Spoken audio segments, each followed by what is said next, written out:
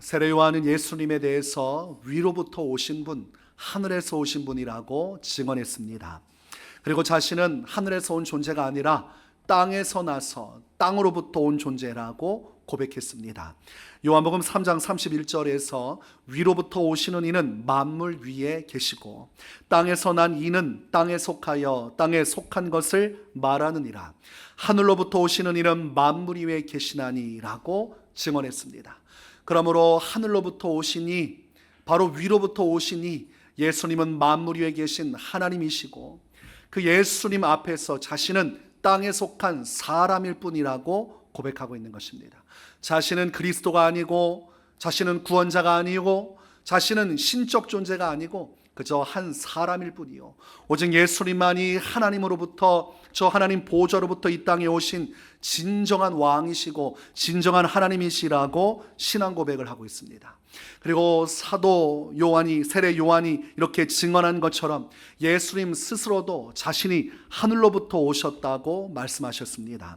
요한복음 3장 13절에서 하늘에서 내려온 자 곧 인자 외에는 하늘에 올라간 자가 없느니라고 말씀하셨습니다.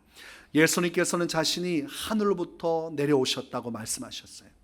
왜 하나님의 영광에 이르시고 하나님으로서 존재하셨던 예수님께서 사람의 몸으로 이 낮은 땅으로 찾아오셨는가?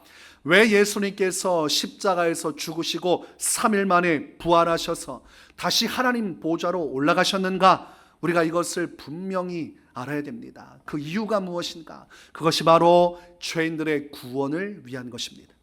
예수님의 나타나심, 예수님의 증언하심, 예수님의 죽으심과 부활하심, 그리고 예수 그리스도께서 지금도 하나님 보좌 우편에 계셔서 기다리고 계시는 모든 이유는 한 가지, 잃어버린 영혼을 찾는 것, 죄인들이 회개하여 예수님을 믿음으로 하나님의 구원에 이르는 것입니다. 이 영혼 구원의 일을 이루기 위해서 예수님께서 하늘로부터 이 땅으로 나타나셨고 그것이 하나님의 목적이었고 예수님을 보내신 이유였습니다. 그러므로 우리가 이방인이고 우리는 이 율법과 또한 하나님의 계획과 무관한 자들이었지만 예수님을 통해서 우리가 하나님의 복음을 통해서 이 구원 가운데 나아가게 됐습니다. 하나님께서 선택하신 민족은 유대인입니다. 그래서 예수님께서는 구원은 유대인에게서 난다고 말씀하셨어요.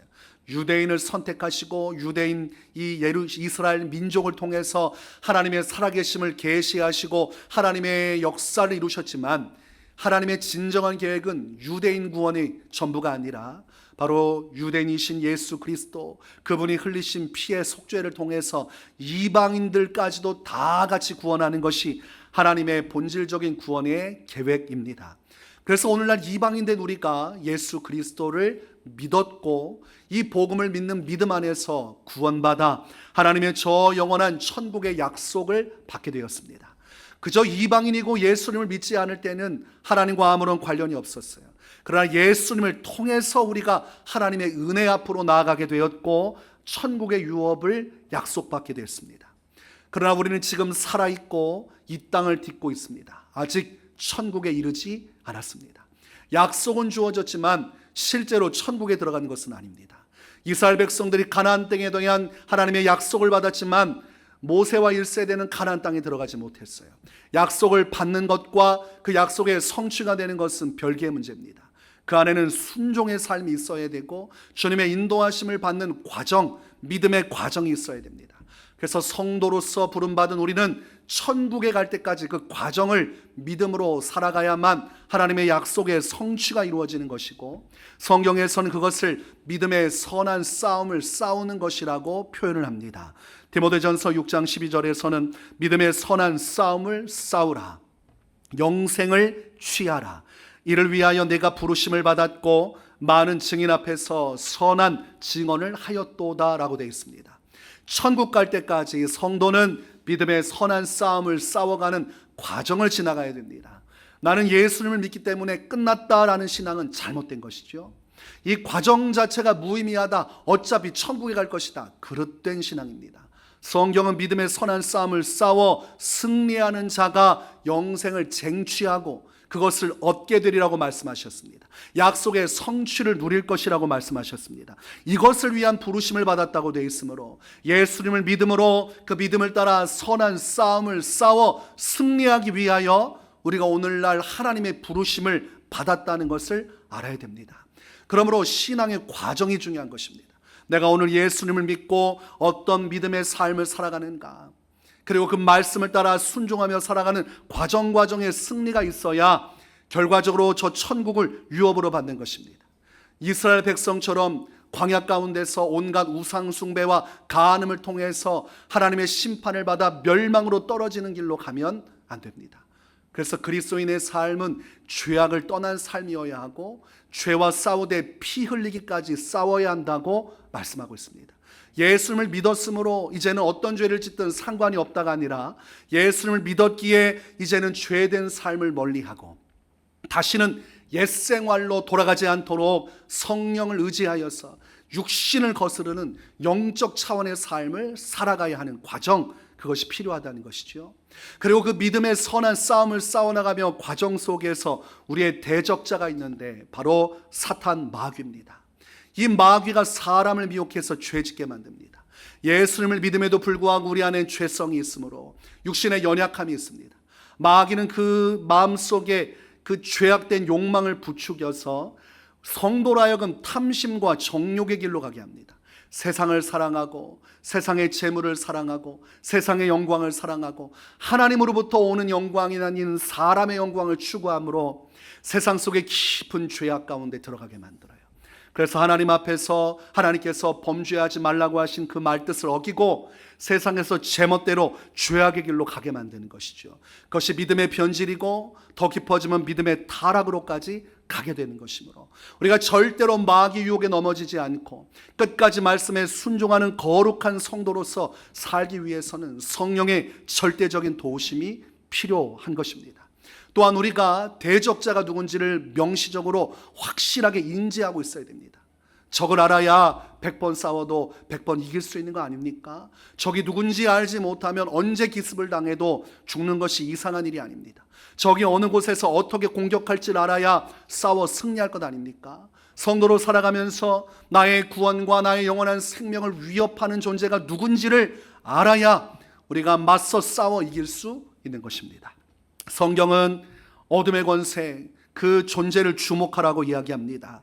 본문 에베소서 6장 12절에서는 우리의 씨름은 혈과 육을 상대하는 것이 아니요 통치자들과 권세들과 이 어둠의 세상 주관자들과 하늘에 있는 악의 영들을 상대함이라고 말씀하고 있습니다. 이 세상을 지배하는 실제적인 영의 역사, 어둠의 영의 역사, 악한 영의 역사가 있다는 것이죠. 사탄과 그의 졸개 귀신들의 역사가 이 땅에 존재하고 있는 것입니다. 오늘날 연예인들 중에서 많은 사람들이 귀신 때문에 고통받다가 무당으로 빠지는 경우가 많아요. 실제적으로 그들은 예수님을 인정하고 믿지는 않지만 영적인 세계는 인정합니다. 귀신으로 인해 시달리고 고통받다가 이 신병으로 인해 몸부림치다가 죽기 싫으니 어떻게든 신을 받아서 살아야겠다고 해서 귀신을 영접하고 귀신에게 평생 종노릇하다가 지옥에 가는 것이죠. 그러나 우리가 이런 영적 차원의 것에서 더 분명히 알아야 될 것은 예수님을 믿는 믿음 안에서 이 마귀 존재에 대해서 분명히 인지를 하고 살아가야 됩니다. 지금 보이지 않지만 어둠의 권세 악한 영의 역사가 수많은 자들을 미혹해서 멸망으로 끌고 가고 있습니다. 그리고 수많은 성도들 미혹해서 첫마음, 첫사랑, 첫신앙을 붕괴시켜서 타락시키고 변질시킵니다. 그래서 성경 말씀에는 누차 계속해서 회개의 메시지가 나와요. 요한계시록에 나오는 그 소아시아 7교회를 향해서 예수님께서 계속해서 강조하시는 핵심이 무엇이냐면 회개하라, 첫사랑을 회복하라, 회개하라, 다시 한 번 더 죽도록 충성하는 자리로 돌아오라. 처음에는 주님을 사랑했고 처음에는 그 누구보다 주님을 믿고 신뢰했는데 시간이 흐르면서 교회가 변질되고 교회가 타락하는 모습을 보시면서 예수님께서 엄청난 책망을 가하시는 것입니다. 회개하지 않으면 반드시 심판에 이르게 된다는 것이죠. 그러므로 예수 믿는 성도라도 처음은 뜨겁고 믿음 가지고 사랑 가지고 시작했어도 그 과정 속에서 어둠의 권세에 먹혀버리고 잡혀버리면 주님의 책망을 들을 것이요 책망을 듣고도 돌이키지 않으면 장차 하나님의 심판을 받게 됩니다. 그래서 항상 우리가 영적 존재 마귀와의 싸움 속에 있고, 이 영적 싸움에서 지면 절대로 안 된다는 것을, 경각심을 가지고 있어야 됩니다.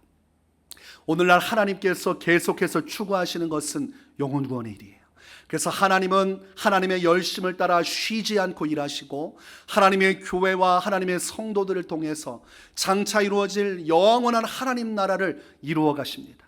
그것은 복음 전파를 통해 하나님의 나라 역사를 이루시고, 어둠의 권세가 꽉 잡고 있는 이 세상, 그곳 가운데 주님의 영광을 비추사 어둠 속에 매어 있는 자들을 복음을 통해 생명으로 인도해 주시는 것입니다. 고린도후서 7장 10절에서 하나님의 뜻대로 하는 근심은 후회할 것이 없는 구원에 이르게 하는 회개를 이루는 것이요, 세상 근심은 사망을 이루는 것이니라고 말씀합니다. 사탄 마귀는 세상 근심하다가 걱정하다가 지옥 가게 만든다면, 하나님께서는 성령으로 성도들의 마음, 문영혼들의 마음을 감동시킴으로 죄를 깨닫고 그 죄로 인해 고통 속에서 몸부림치며 근심하다가 결국은 회개하고 주께로 돌아오게 하시는 역사, 이것이 복음의 역사고 성령의 역사라고 말씀하고 있습니다.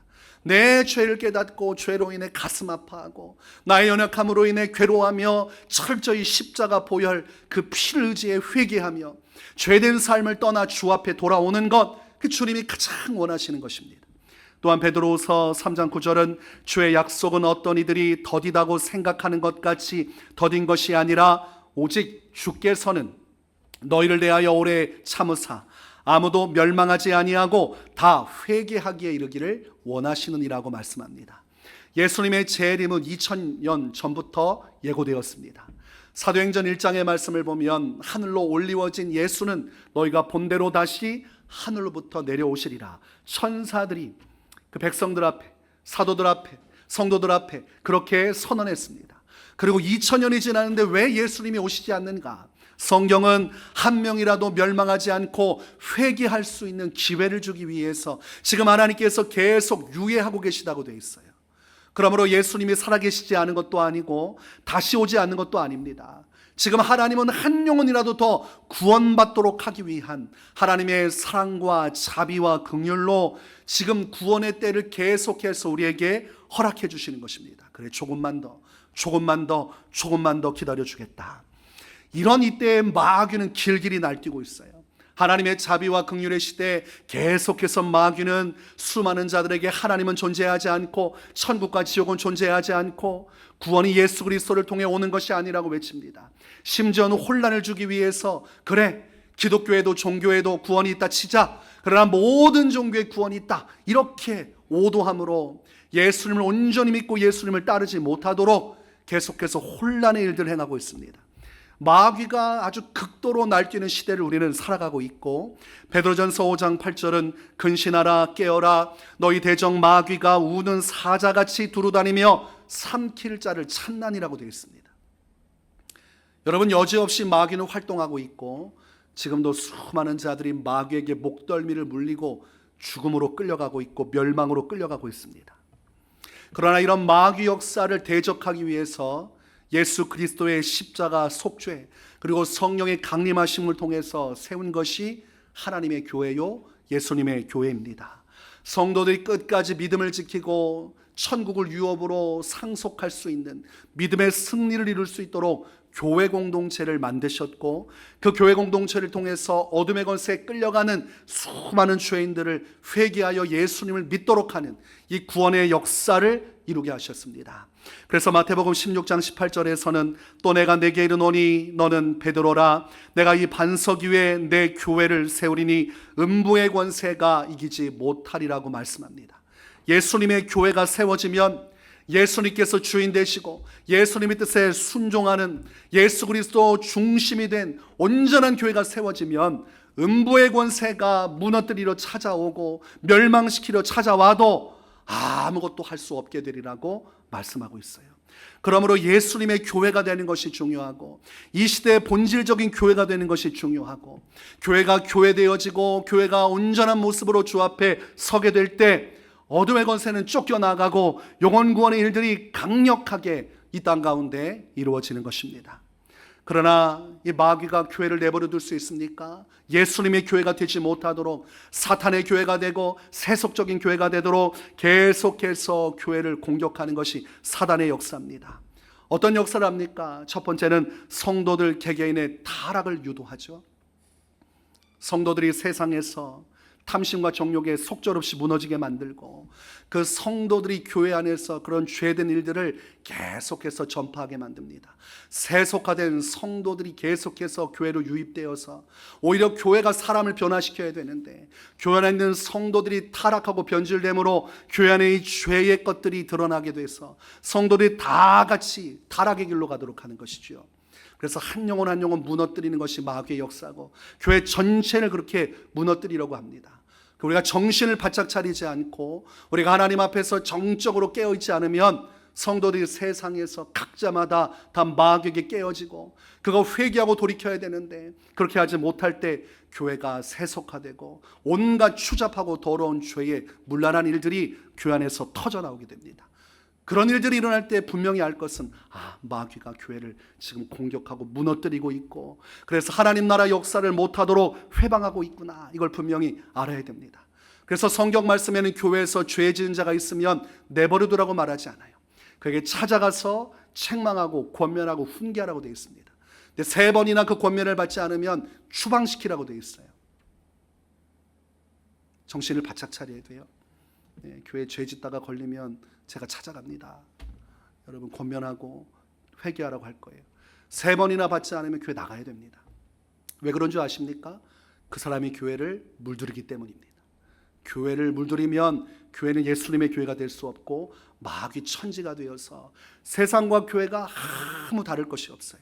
예수님의 말씀과 무관하게 그냥 세상적인 것들 가득 온 채로 교회 와서 그저 사람 모임하다가 갑니다. 그런 교회는 예수님의 교회가 아닙니다. 두 번째는 교회 분열입니다. 마귀는 교회를 분열시켜요. 그래서 교회 안에 당파를 짓고 서로 간에 정죄하고 판단하고 미워하게 만듭니다. 그래서 교회는 절대로 판단하고 정죄하는 것을 용납해서는 안 됩니다. 왜냐하면 그것들이 결국 교회를 갉아먹고 부수기 때문입니다. 예수님께서는 헤롯 왕에게 여우라고 했어요. 그 헤롯 왕이 마귀 역사를 통해서 교회를 갉아먹고 교회를 핍박하고 무너뜨린 역할을 했기 때문이죠. 그래서 교회 안에서 성도가 교회를 비방하고 교회를 판단하고 정죄하는 일이 있으면 여우짓을 하는 것입니다. 그 사람도 개인적으로 그것은 책망을 받아야 됩니다. 그 한 사람이 세력화되면 교회가 마귀에게 완전히 붙들려서 두 쪽, 세 쪽 나요. 여러분 서로 감시해야 돼요. 누가 교회를 비방하고 비판하고 정죄하고 판단하는가. 그리고 절대적으로 그것은 마귀 역사입니다. 이걸 분명히 인지를 해야 됩니다. 제가 교회를 두 쪽, 세 쪽 내고 파벌하는 사람 중에 성령 충만한 사람 못 봤습니다. 처음에는 공의와 정의를 외치지만 나중에는 악에 받쳐가지고 정신을 잃고 온갖 욕설과 비방과 상대방에 대한 증오와 미움으로 일관하게 되고 나중에는 법적 조치가 들어가면서 철천지 원수가 됩니다. 처음에는 하나님의 교회를 사랑하고 하나님의 진리를 외치겠다고 말해놓지만 열매가 하나도 좋지 않아요. 진짜 예수님 믿고 진짜 교회 사랑하는 사람은 정말 교회를 위해서 금식하고 기도하고 내게 주어진 자리를 눈물로 지키면서 하나님의 교회가 온전히 세워지기를 위해 기도하고 헌신하는 사람입니다. 그런 사람이 교회 안에 자리 잡고 있어야 그 교회가 뿌리를 가지고 생명의 역사를 이루는 것이고 우리가 비방하는 것에 앞장서고 실제로는 기도하지도 않고 헌신하지도 않고 그저 말만 앞선다면 그 사람은 악의 도구로 아주 귀하게 쓰임받다가 결국은 그 죄값을 물어 멸망에 처하게 됩니다. 성경 말씀 보면 천국 못 가는 죄 중에 당파를 짓는 것, 분열을 일으키는 것이 있어요. 하나님의 교회에 당파를 일으키고 분열을 짓는 것은 지옥 가는 죄입니다. 저는 지금까지 수없이 청년으로 그리고 교회 전도사로 부목사로 하면서 수없이 교회 연약함을 많이 봤습니다. 근데 제가 추구하는 것은 연합과 하나됨이고 진정으로 헌신하고 기도하면서 교회가 바로 세워지도록 내 자리를 잘 지켜나가는 것이었어요. 비방하고 판단하고 정죄하면 마귀가 타고 들어와가지고 처음에는 의를 이루는 것 같지만 교회를 완전히 곤두박질치게 해서 그 안에는 성도들 순전한 마음으로 주님 섬기러 왔다가 그 한 번의 충격으로 교회를 떠나 지옥으로 떨어진 이들이 허다합니다. 자기야 그 사람에 대해서 모르니까 진리를 외치다가 안 되면 나가면 끝이지만, 그 교회 안에서 정말 순전한 성도가 상처받아서 지옥으로 떨어지면 실족해 한 자는 연자의 돌을 가지고 강에 떨어진 게 낫다고 한 것처럼 그 책임을 묻게 되어 있습니다. 그러므로 우리가 교회에서 교회 분열로 가는데 앞장서는 것은 어리석은 것이고, 그것은 마귀가 가장 강력하게 교회를 분열시키는 이유 중에 하나입니다. 또한 세 번째로 마귀가 어떻게 공격합니까? 교회 본질의 부재입니다. 교회가 세워졌는데 교회가 교회답지 않도록 만들어버리는 것이지요. 그 중에서 오늘날 교회 안에서 부재로 나타나는 것이 두 가지인데, 기도와 전도입니다.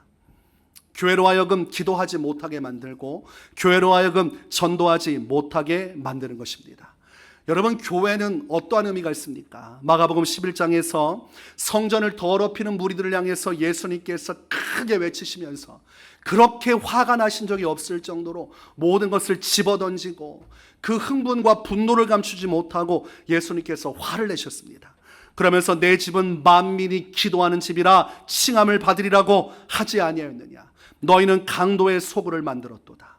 하나님 앞에 나와 성전에서, 또한 교회 공동체가 와서 교회로서 모이는 이유는 만민이 기도하는 집으로서 하나님 앞에 한 마음으로 기도하도록 주님이 부르셨는데, 이 교회의 기도 본질을 해치고 자꾸 다른 세상적인 것들로 프로그램으로 가득 채워놓으면 그것은 하나님께서 원하시는 것이 아닙니다.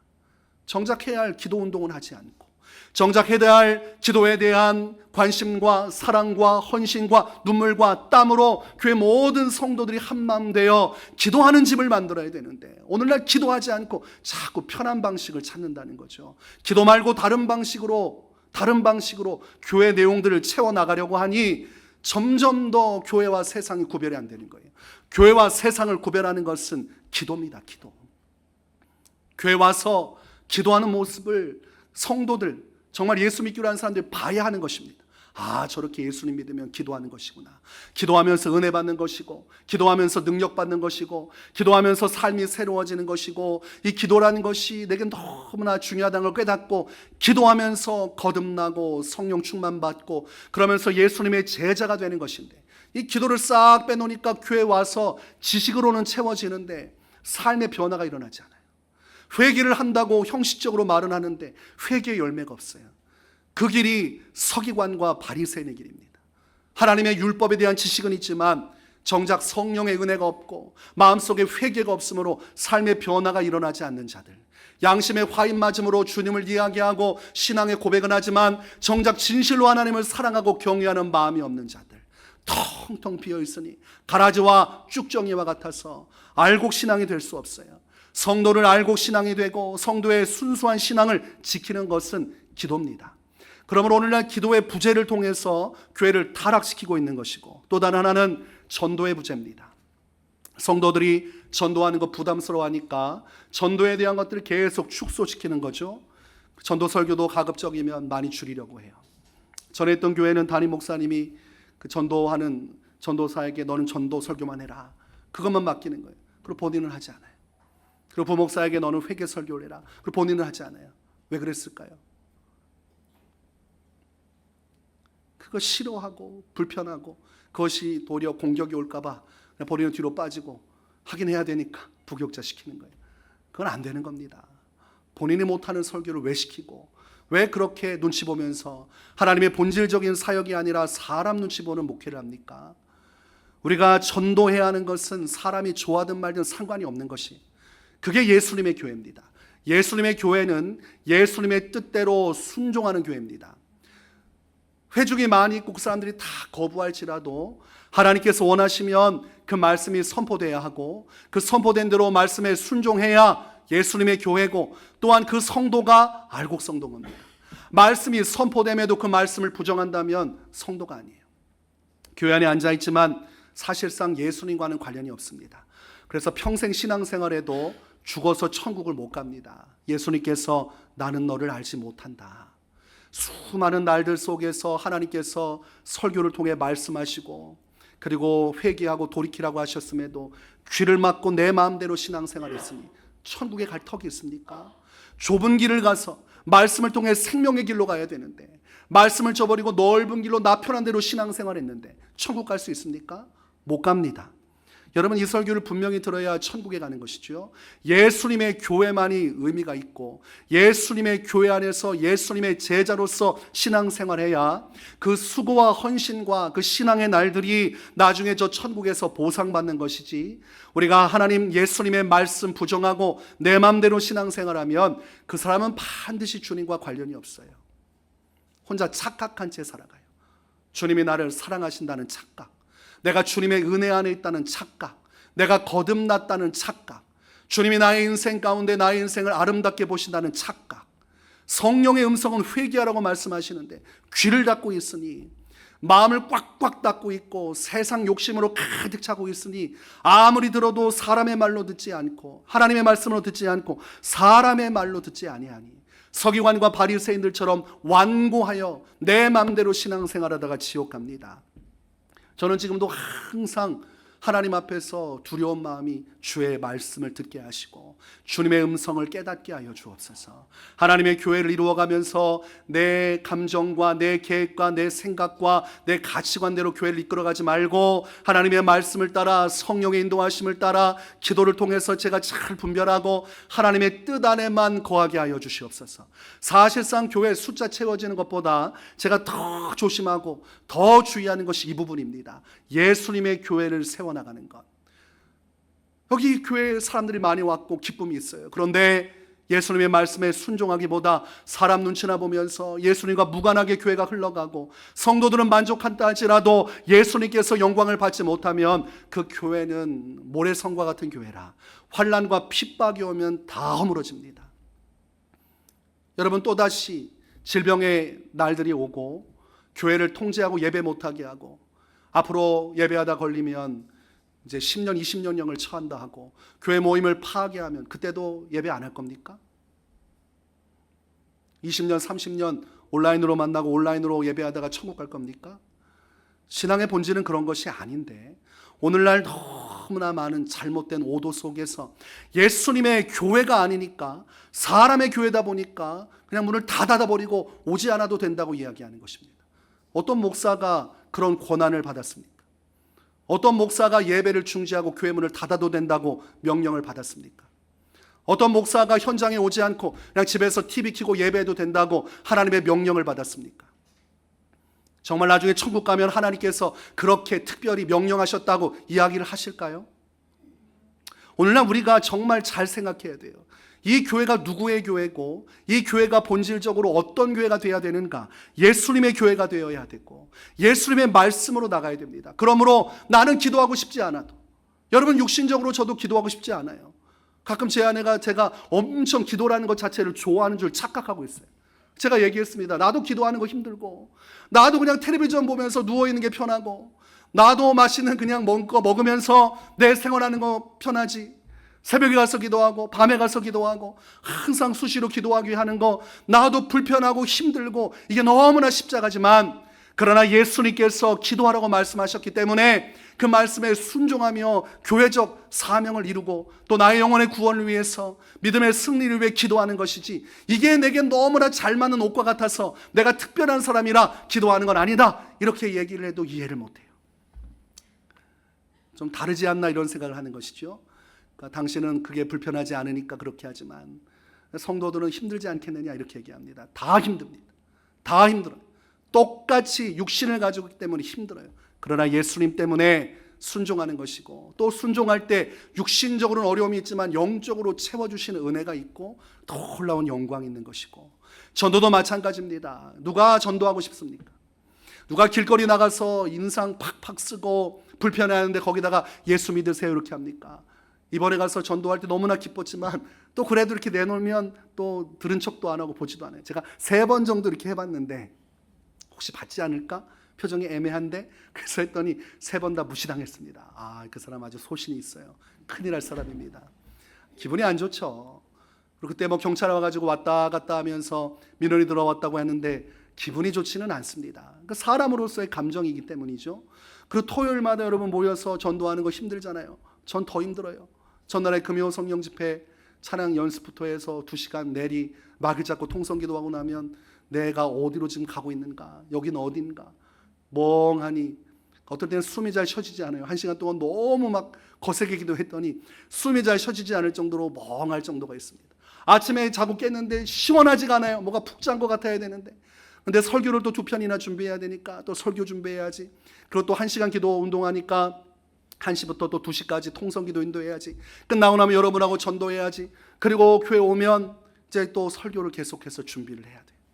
이게 쉬운 일입니까? 그럼에도 불구하고 전도하면서 하는 것은 주님께서 노방전도하라는 마음을 주셔서 그냥 순종해서 하는 것입니다. 만약 제가 제 개인적으로 했으면 노방전도 한두 번 놓고 끝냈을 거예요. 근데 하나님께서 마음을 주신 거예요. 전도 기간에 밖에 나가서 전도하라. 주님이 주셨기에 순종하는 것이고, 우리가 전도해야 하는 이유는 내가 원하기 때문에, 내가 기분 좋기 때문에 아니라 나의 의지와 상관없이 예수님께서 원하시기 때문에, 만민에게 복음을 전파하라 하시기 때문에, 그런 교회와 성도가 되어야 하기 때문에 순종하며 가야 그것이 예수님의 교회고, 그런 교회가 음부의 권세를 이기는 것입니다. 예수님의 말씀에 순종하여 모여 기도하고 깨어 기도하고 그 말씀에 순종하여 전도할 때 그것이 예수님의 교회가 되고, 예수 그리스도의 영이신 성령이 강림하시고 그 교회를 통해서 어둠의 권세가 무너지고 하나님의 나라가 이루어지는 것입니다. 우리가 이렇게 하나님 나라 향해 갈 때 마귀는 극악하게 막겠지만, 그러나 결국은 교회가 이기게 되어 있습니다. 여러분, 바울이 환상을 보고 마게도냐 지역으로 갔습니다. 그곳에 복음을 전하라는 성령의 감동이 있었기 때문에 자신이 아시아에서 전도할 계획을 다 포기하고 바로 마게도냐로 가서 그곳에서 전도를 하게 되고, 마게도냐 지방의 첫 성인 빌립보에 들어갈 때에 그곳에서 기도할 자리를 찾아요. 바울이 신앙의 기도가 얼마나 중요했는지는 알 수 있죠. 전도지에 가서 가장 먼저 기도할 자리를 찾고 기도하는 바울의 모습을 볼 수가 있습니다. 그러다가 강가에서 여인들이 모여 있는 것을 보게 돼요. 여러분이 남자고 낯선 지역에 갔습니다. 그 지역의 여인들이 잔뜩 모여서 강가에서 이야기 나누고 있습니다. 그 여인들에게 가서 말을 걸기가 쉽습니까? 어렵습니까? 쉽다는 분은 좀 조심해야 됩니다. 어렵죠? 처음 보는 여자들이 있는데 거기 가가지고 낯선 남자로서 무슨 말을 합니까? 그런데 바울이 하나님의 사명을 가지고, 이걸 자기 스스로가 이런 성향이기 때문에가 아니라 예수님의 명령이기 때문에 그곳에 가서 그 여인들에게 복음을 전합니다. 그리고 그 여인 중에서 자색옷감 장사라는 루디아라는 여자가 복음을 받아들입니다. 그리고 마음의 문을 활짝 열고 자신뿐만이 아니라 자신의 가족에게도 바울을 인도해서 가족 전체가 예수님 믿고 세례받고 구원받습니다. 또한 그 안에서 자신의 집으로 강권하여서 바울을 초청해서 여기서 지내면서 먹고 쉬면서 하나님의 복음을 전하게 합니다. 처음 만난 사람이지만 주님이 명령하셨기에 복음을 전하고, 복음을 전하니까 하나님의 성령의 능력이 그 중에서 루디아다는 사람의 마음을 감복시키고 구원받게 하시고, 이 복음을 위해서 헌신할 수 있는 의의 도구로 붙여주십니다. 여기까지는 딱 좋아요. 그런데 이후에 복음을 증거하다가 귀신 들린 여종을 만나게 되고 귀신을 쫓아 주었다가 감옥에 갇히게 돼요. 이 일이 왜 일어났습니까? 마귀가 역사한 것입니다. 마귀가 여종을 붙여놓고 계속해서 복음을 전하지 못하게 하고, 결국은 귀신을 쫓아내서 귀신이 나가자마자 그걸 가지고 그곳에 있는 주인들과 관리들을 충동해서 바울과 실라를 감옥에 가둬버린 것입니다.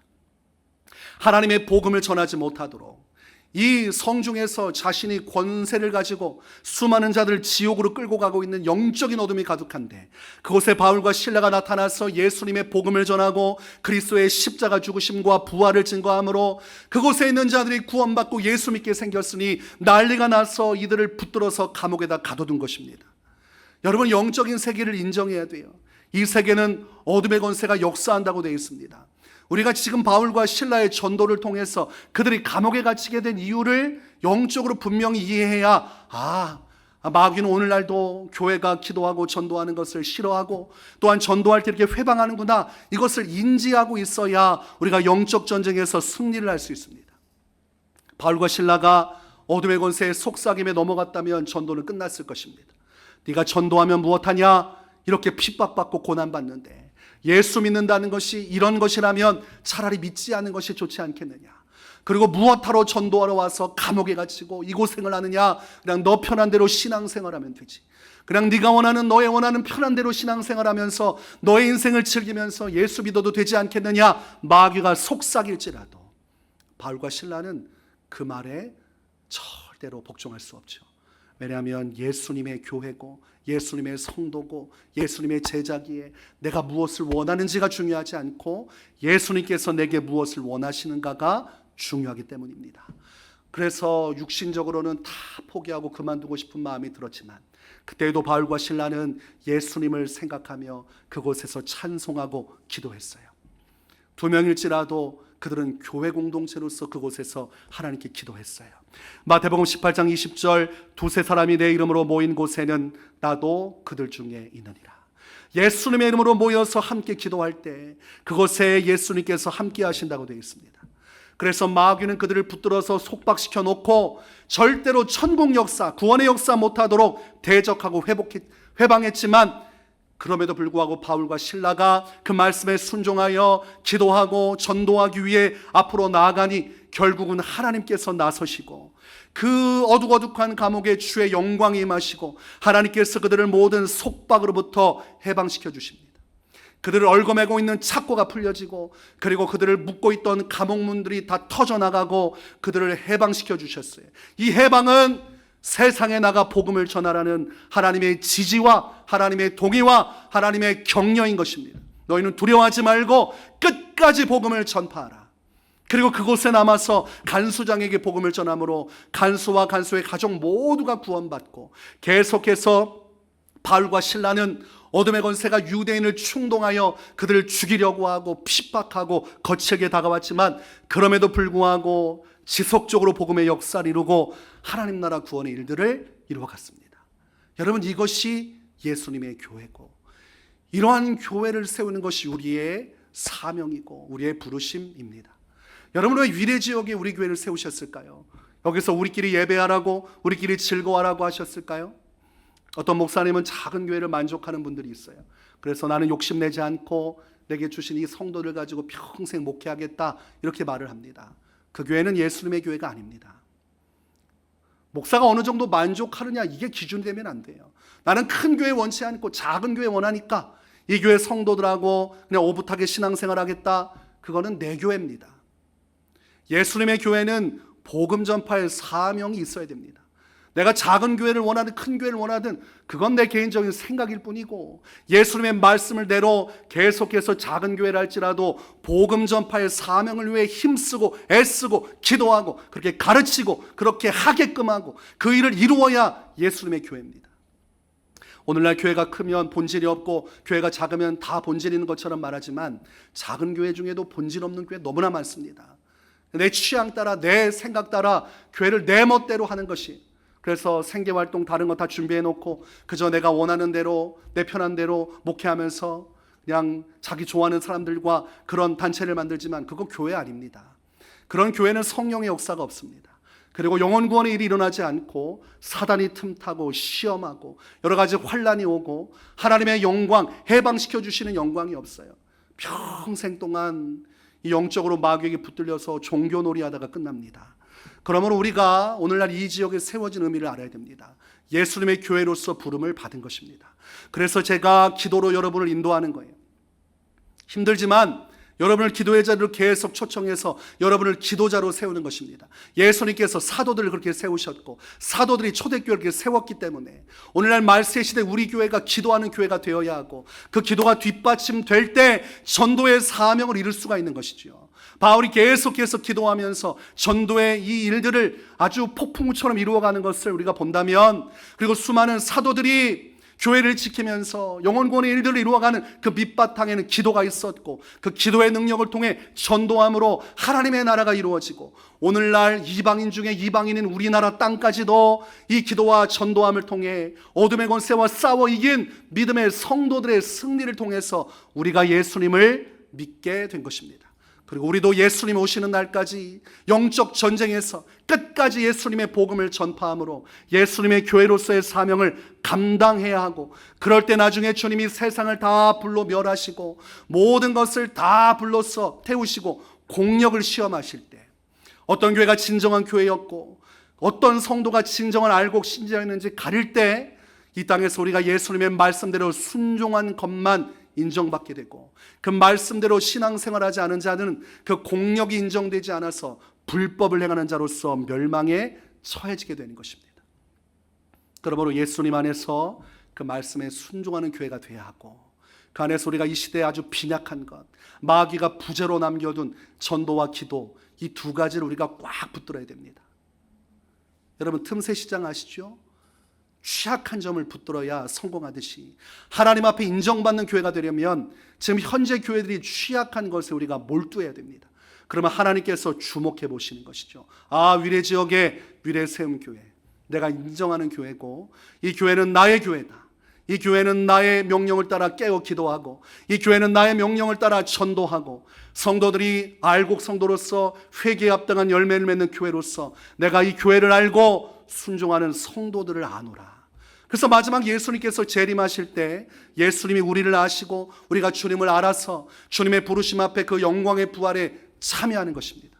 그러나 그렇지 못한 교회와 성도들은 철저히 버림받게 되고 영원한 멸망으로 처해집니다. 오늘날 우리가 어떤 교회가 되어야 하는가? 또 우리 영적으로 어두워진 시대 속에서 우리가 영적 싸움으로 싸워 승리할 수 있는 그런 믿음의 교회, 하나님께서 기뻐하신 교회, 하나님의 영광을 이루는 교회로서 굳게 서기를 주님의 이름으로 축원합니다.